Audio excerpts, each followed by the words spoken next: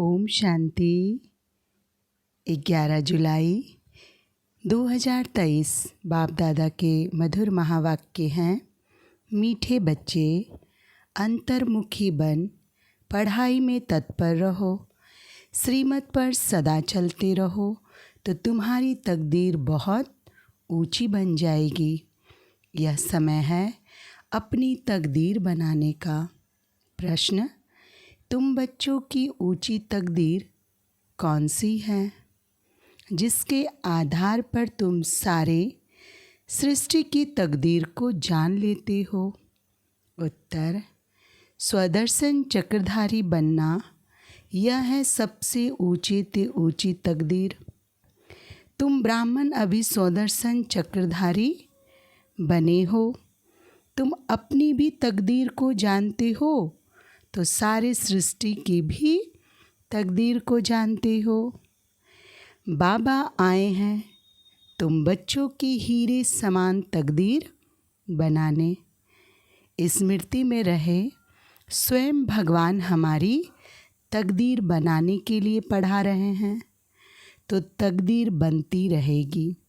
गीत: आने वाले कल की तुम तकदीर हो। ओम शांति।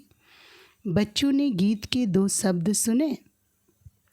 सुनने से ही अपनी तकदीर का नशा चढ़ जाना चाहिए। यह है अविनाशी नशा, उतरना नहीं चाहिए। कोई मनुष्य साहूकार पदमपति होते हैं तो उनको रात दिन नशा रहता है, हम बड़े धनवान जागीरवान हैं। नशा चढ़ता ही है संपत्ति का। तो बाप है तकदीर बनाने वाला। अभी तो तकदीर फूटी हुई है। कौड़ी मिसल तकदीर है, वह हीरे मिसल तकदीर है। यह तुम जज कर सकते हो। बेहद का बाप सम्मुख बैठ तकदीर बनाते हैं, सो तुम देखते हो, जानते हो। परमपिता परमात्मा को देखते हो, वह जानते हो। बच्चे जानते हैं हम आत्मा हैं। भल आत्मा को देखते नहीं हैं परंतु निश्चय है हम आत्मा हैं। अस्टार मिसल हैं, भिरकिटी के बीच में रहते हैं। इस समय तुम बच्चों को आत्म अभिमानी बनना है। इस देह में रहने वाले को आत्मा देही कहा जाता है। आत्मा को अभिमान है कि हमको परमपिता परमात्मा आकर मिला है। बच्चे बाप के पास जन्म लेते हैं तो वारिस होते हैं। फिर कोई तो पाई पैसे की तकदीर पा लेते हैं, कोई तो कुछ भी नहीं पाते, सिर्फ जन्म ही पाते हैं। कोई कोई है जिनके 5-6 बच्चे हैं। तलब नौकरी कम मिलती है तो समझते हमारी तकदीर में यह था। औरों को देखते हैं, उन्हों की तकदीर में कितने महल माड़ियाँ ताज व तख्त है। मनुष्य की तकदीर की वैरायटी है ना। तो अब तुम अपनी तकदीर को जानते हो कि किस तकदीर के लिए हम पुरुषार्थ कर रहे हैं। धन के लिए, सुख के लिए मनुष्य पुरुषार्थ तो करते ही है। धनवान मनुष्य बीमार पड़ते हैं तो अच्छे अच्छे डॉक्टरों की दवाई करते हैं, समझते हैं धन से अच्छी दवाई होगी। तुम धन की बात है ना। तुम बड़ी ज़बरदस्त तकदीर बनाते हो श्रीमत से। बच्चे जानते हैं बाबा ऊंचते ऊंच तकदीर बनाते हैं क्योंकि खुद ऊंचते ऊंच है। अब तुम उनके सम्मुख बैठे हो ना। माँ बाप के घर में बैठे हैं। कोई राजा रानी है तो समझते हमने ऐसा कर्म किए हैं जो रजाई की तकदीर मिली है। अब तुम जानते हो हम जो यह लक्ष्मी नारायण का चित्र देखते हैं उन्होंने भी जरूर अगले जन्म में तकदीर बनाई है। तुमको यह बुद्धि मिली है, मनुष्यों की बुद्धि में यह नहीं आता। इतने धनवान मनुष्य हैं, उनको यह तकदीर कैसे मिली? कहेंगे 5 जन्म में ऐसे कर्म किए हैं जो इतना धनवान बने हैं। कर्मों का फल है ना। गाते भी है कर्मों की गति न्यारी है। मनुष्य पास्ट के कर्मों अनुसार ही भोगते हैं। अभी तुम बड़े ते बड़े लक्ष्मी नारायण की तकदीर की भेंट करते हो। यह जो सतयुग के मालिक बने, उन्हों की ऐसी कर्म गति किसने बनाई? जो विश्व के मालिक बने। तुम सारे चक्र को जान चुके हो। तुम ब्राह्मण अभी स्वदर्शन चक्रधारी बने हुए हो। दूसरे ब्राह्मण तो स्वदर्शन चक्रधारी नहीं होंगे। वह भी ब्राह्मण, तुम भी ब्राह्मण हो, परंतु तुम जानते हो कि हम हैं सच्चे ब्राह्मण, ब्रह्मा की मुखवंशावली। जरूर ब्रह्मा भी किसका बच्चा होगा? वह है शिव बाबा का बच्चा। शिव बाबा तो रचयिता है, उसका कोई बाप नहीं। तो अब तुम्हारी तकदीर परमपिता परमात्मा बनाते हैं। बाप से ही तकदीर बनती है, काका चाचा मामा आदि से नहीं बनती। हाँ, कोई की बन सकती है अगर वह अडॉप्ट करे तो। तुम बच्चों को भी अडॉप्ट किया है ड्रामा अनुसार, कल पहले मुआफिक। उनसे ऊंचा कोई है नहीं। प्रजापिता ब्रह्मा को इतने बच्चे हैं, ढेर के ढेर। उनको बाप से क्या वर्षा मिलता होगा? तुम समझते हो कि शिव बाबा है सभी आत्माओं का बाप और ब्रह्मा है सभी जीव आत्माओं का बाप। तुम इसमें भाई बहन हो जाती हो। बाप तो तुम बच्चों को कहते हैं, देखा तुम्हारी तकदीर कितनी ऊंची है, हम तुमको पढ़ाकर कितना तकदीरवान बनाता हूँ। बरोबर सतयुग आदि में श्री लक्ष्मी नारायण वह इन स्वर्गवासियों की राजधानी थी। कितनी उन्हों की उच्च तकदीर बनाई है। यह तुम बच्चों की बुद्धि में राज है कि शिव बाबा ने ही उन्हों की ऊंची तकदीर बनाई थी। वह तकदीर भोग 84 जन्म पूरे किए, अब फिर वह तकदीर बना रहे हैं। यह तुम्हारी बुद्धि में ज्ञान है। ज्ञान सागर शिव बाबा के सिवाय कोई भी समझा न सके। ऐसा बाबा कितना लवली है। बाप भी कहते हैं तुम भी लवली बच्चे हो। तुमको मैं फरमान करता हूँ कि निरंतर मुझे याद करने का अभ्यास करो तो तुम्हारे विकर्म विनाश हो जाएंगे। तुम जानते हो कि शिव बाबा अभी इस ब्रह्मा तन में सम्मुख है। बाप ने समझाया है, मैं तो सदैव निराकार हूँ, मेरा नाम शिव ही है। मैं साकार में आकर पुनर्जन्म नहीं लेता हूँ, अभी मैं आया हुआ हूँ। तुम जानते हो कौन बात कर रहा है। तुम्हारी बुद्धि ऊपर में चली जाती है। वह निराकार परमपिता परमात्मा ज्ञान का सागर है। वही तकदीर बनाने वाला है। हेवनली गॉड फादर हेवन की स्थापना करेगा ना। तुम जानते हो बाप कैसे ब्रह्मा तन में सम्मुख बात कर रहे हैं। कहते हैं लाडले बच्चे, अब ड्रामा पूरा हुआ। आत्मा सुनती है, आत्मा ही जानती है कि यह यथार्थ बात है। बाप कहते जितना हो सके मुझे याद करो और सारे सृष्टि चक्र की नॉलेज तुमको ही दी है। कोई को अच्छी रीति धारणा होती है, कोई भूल जाते हैं। अभी तुम बैठे हो, तुमको यह ज्ञान अमृत दे रहे हैं अथवा नॉलेज पढ़ा रहे हैं। सम्मुख से बाबा बैठा है, वह जन्म मरण में नहीं आता है। तुम्हारा तो जन्म बाई जन्म नाम रूप देश काल बदलता जाता है। फीचर्स सदैव न्यारे मिलते हैं। यह कितनी गूढ़ सूक्ष्म बातें हैं। तुम्हारी आत्मा घड़ी घड़ी एक शरीर छोड़ दूसरा लेती है। इस समय जो तुम्हारा रूप है, दूसरे जन्म में यह नहीं रहेगा। एक ना मिले दूसरे से। आत्मा एक शरीर छोड़ दूसरा लेती है तो उनकी एक्टिविटी, ख्यालात आदि सब बदल जाते हैं। आत्मा को कितना भिन्न भिन्न पाठ बजाना पड़ता है। भिन्न नाम रूप देश काल एक्टिविटी से पाठ बजाती है। एक्टिविटी भी बदलती रहती है, कभी राजा की, कभी रंग की। ऐसे नहीं कभी कुत्ता बिल्ली भी बनेंगे, नहीं। अभी तुम जानती हो हम भविष्य में प्रिंस प्रिंसेस बनने के लिए पुरुषार्थ करते हैं। मनुष्य देवता बन रहे हैं या मम्मा बाबा भी पुरुषार्थ कर रहे हैं।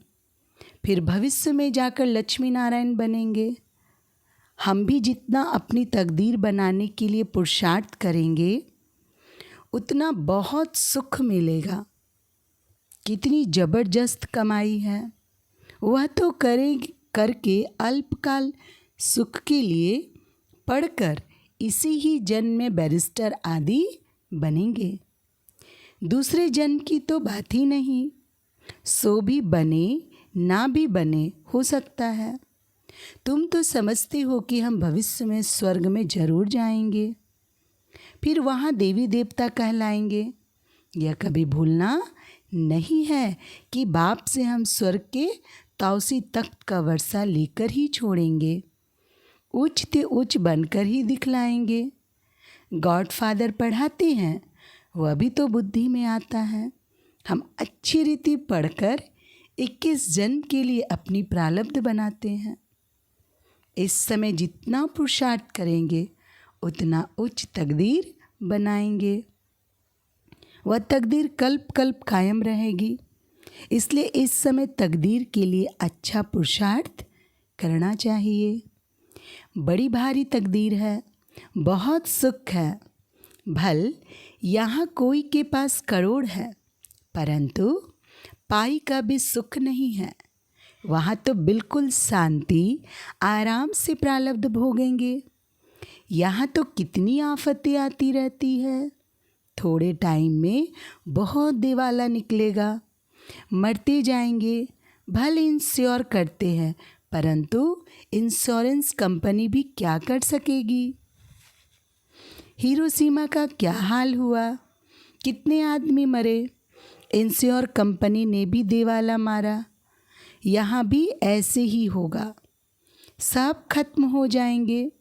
इंश्योरेंस वाले किसको पैसा देंगे, कौन एक दो का दीवा जलाएंगे। मनुष्यों में अंधविश्वास कितना है। बड़े आदमी का सो करते हैं, ऋषि मुनियों को उनसे भी बड़ा समझते हैं। भल रिलीजन को नहीं मानते परंतु सन्यासियों को नमन जरूर करते होंगे। साधुओं के आगे जाकर दंडवत प्रणाम करेंगे, साधु उनके आगे नहीं करेंगे क्योंकि समझते हैं मैं उच्च पवित्र हूँ।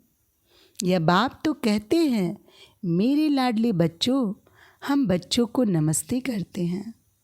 तुम तो हमारे सिर के मोर हो, तुम विश्व के मालिक बनेंगे, ब्रह्मांड के भी तुम मालिक हो। तुम डबल मालिक हो, मैं सिंगल सिर्फ ब्रह्मांड का मालिक हूँ। ऐसी बातें सिवाय बाप के कोई समझा न सके तो ऐसी बाप को कितना याद करना चाहिए जिससे ऐसा वर्षा मिलता है। बाप कहते हैं देखो कितने बच्चे यहाँ से होकर जाते हैं, फिर 6 मास में भी बाप को मुश्किल पत्र लिखते हैं। अरे प्राण देने वाले प्राणों से प्यारे बाप को पत्र नहीं लिखते। स्त्री पुरुष एक दो को चिट्ठी लिखते हैं तो कहते हैं प्राणेश्वर फलाना, वास्तव में वह कोई प्राणेश्वर तो है नहीं। प्राणेश्वर तो एक ही बाप है, सभी प्राणों का ईश्वर बाप एक है। वह कहते हैं प्राणेश्वर बच्चे अर्थात प्राण बचाने वाले ईश्वर के बच्चे। बच्चे भी कहते प्राणेश्वर बाबा, हमारे प्राण बचाने वाले बाबा। यहाँ से ही यह नाम निकला हुआ है। भारत में ही ऐसे प्राणेश्वर प्राणेश्वरी लिखते हैं परंतु है नहीं। प्राणों का दान तो बाप ही देते हैं। बाप कहते तुम मेरे बनते हो तो फिर तुमको कोई दुख दे नहीं सकते। आत्मा को ही दुख मिलता है, आत्मा फील करती है। बाप कितना प्यार से समझाते हैं, याद भी उनको करती है, महिमा करती है। मम्मा को भी कितना याद करते हैं। जो बहुतों की अच्छी सर्विस करते हैं उनको कितना उच्च मर्तबा मिलता है। फिर उनके बाद सेकंड नंबर में जो सर्विस में बाबा को फॉलो करते हैं। तुम्हें बहुत रहम दिल बनना है, जैसे बाबा ने हमको बनाया है हम फिर औरों को बनावे। कितनी बड़ी प्रॉपर्टी की प्राप्ति है, स्वर्ग की राजधानी।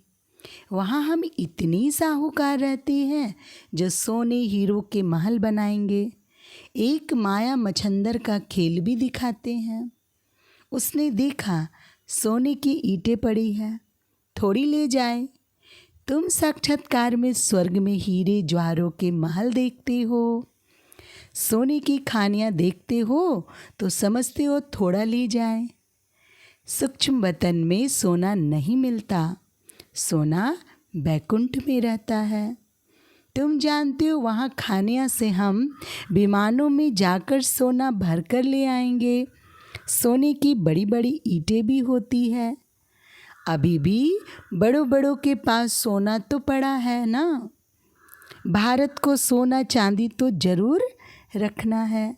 सबके पास बड़ी बड़ी गुफाएं बनी हुई हैं जहाँ कोई लूट फूट ना सके, आग जला ना सके, तो वह सब भविष्य में तुम्हारे हाथ आ जाएगा। जिन एरोप्लेन आदि द्वारा अभी बॉम्ब्स आदि गिराते हैं विनाश के लिए, वही चीज़ें फिर सुख के लिए निमित्त बन जाएंगी। सतयुग में यह सब थी, फिर प्राय लोप हो गई, अब फिर बनी है। तुम जानते हो कैसे खानियों से जाकर ले आते हैं। खानियाँ सब नई हो जाती है, अभी तो पुरानी है।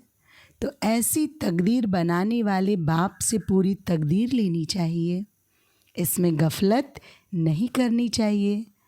बाप और वर्षे को याद करो।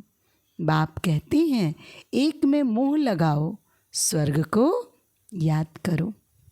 अच्छा, मीठे मीठे सीखी लदे बच्चों प्रति माता पिता बाप दादा का याद प्यार और गुड मॉर्निंग। गुड मॉर्निंग बाप दादा। रूहानी बाप की रूहानी बच्चों को नमस्ते। धारणा के लिए मुख्य सार। पहली पॉइंट, अपनी उच्च तकदीर बनाने में गफलत नहीं करनी है। श्रीमत पर अच्छी रीति चल, पढ़ाई के आधार से ऊंची तकदीर बनानी है। दूसरे पॉइंट, प्राणेश्वर बाप की याद में रह, सबको प्राण दान देना है, सबके प्राण बचाने हैं, किसी को भी दुखी नहीं करना है। वरदान है आज का, मालिकपन की स्थिति में रह, प्रकृति द्वारा सहयोग की माला पहनने वाले प्रकृति जीत भव। स्पष्टीकरण है, प्रकृति आप मालिकों का अब से आवाहन कर रही है। चारों ओर प्रकृति के तत्व हलचल करेंगे, लेकिन जहाँ आप प्रकृति के मालिक होंगे वहाँ प्रकृति दासी बन सेवा करेगी। सिर्फ आप प्रकृति जीत बन जाओ तो प्रकृति सहयोग की माला पहनाएगी। जहाँ आप प्रकृति जीत ब्राह्मणों का पाँव होगा, स्थान होगा, वहाँ कोई भी नुकसान नहीं हो सकता। तूफान आएगा, धरनी हिलेगी, लेकिन बाहर सूली होगा और यहाँ कांटा। सभी आपके तरफ स्थूल सूक्ष्म सहारा लेने के लिए भागेंगे। स्लोगन है आज का, अलौकिक सुख व मनरस का अनुभव करना है तो मन मनाभव की स्थिति में रहो। अच्छा, ओम शांति।